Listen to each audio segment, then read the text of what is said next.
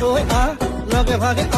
ৰাতিটো বচাবৰ সময় হ'ল সহোদৰ ভাই মাই ভনী আই হাতে হাত ধৰিনো আগবাঢ়িব তই মিলি তুলি নতুনৰ কথাবোৰ শুনিবৰ হ'ল অসমীয়াই